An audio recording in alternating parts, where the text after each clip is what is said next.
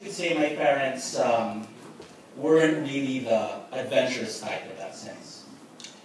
But I have to give it to them that they, though not risk takers, never took away the opportunity for me to explore and pursue my dreams, or to pursue risk. And that factors into my story later on. When I talk about giving me a great education, and I'm not trying to cite school rivalries here, they sent me to Ateneo. And I love my school. It's a great school. There are a lot of great schools. You'll be going to a lot of them. But what I loved about that experience is I was there, grade school, high school, college. Yes, there's a great campus. I have my greatest friendships were formed there. But truthfully, the greatest thing about my experience there, were my teachers. In grade school, I still remember Mr. Tamidles, and from him I learned the value of discipline and hard work.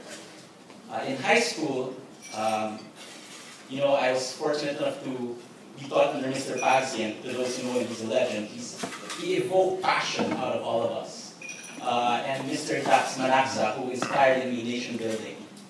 But nerd that I am, even though I eventually took up a management engineering degree in college, my confession is that my favorite subjects and teachers were actually my philosophy teachers, Dr. Leo Garcia and Father Nemke. And they instilled in me, I guess, a strong sense of service, which would later on bother me a lot. Because when I graduated, I took the path, that path not less taken. I actually went into a small company called Unilever. And I worked my way up, the corporate ladder. And truth to tell, promotion after promotion after promotion, it was very rewarding. It was rewarding because it was challenging work. And if you're driven and aggressive, you love challenges being thrown at you. And I devoured it. I lived it, I loved it. But those teachers and that education kept on bothering me. If you've seen the movie Inception, that one with Leo DiCaprio where inside his brain, you plant ideas. I think 7 years before that, my teachers and my school had planted in me, had incepted in me, a desire to go for something outside of corporate. And so after 7 years, against what a lot of people would say, better judgment, I resigned. I left my cushy job, I left my high-paying salary, and I embarked on a journey to help. And when we were beginning, and I was beginning, I had a very simple concept of what I wanted to pursue. I just wanted to set up businesses that fundamentally, in their DNA, in their core mission, in their core vision, would help people. That was it. It was simple. It wasn't, the mindset really was to set up businesses that would help.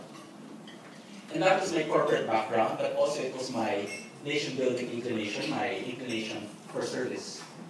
Several years later, a lot of people will say that actually this field you've entered is what's called social entrepreneurship, wherein you're trying to solve social problems using business models.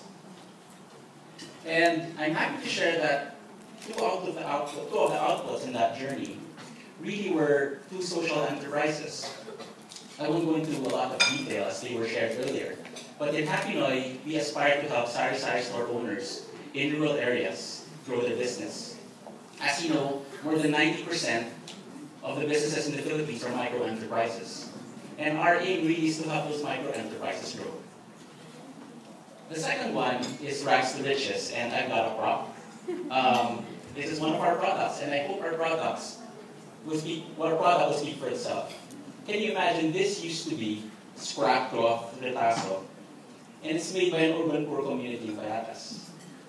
And it's fashion. Now I continue to work on Happinoy, and my wife is actually the one running this social enterprise, so it's a good marriage. That's another tip for another talk.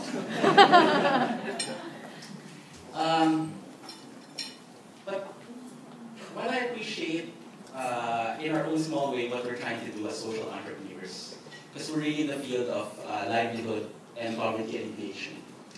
If you really ask me, I think one of the best investments that anybody or any Filipino can make really is to invest his or her time or his or her resources into the field of education.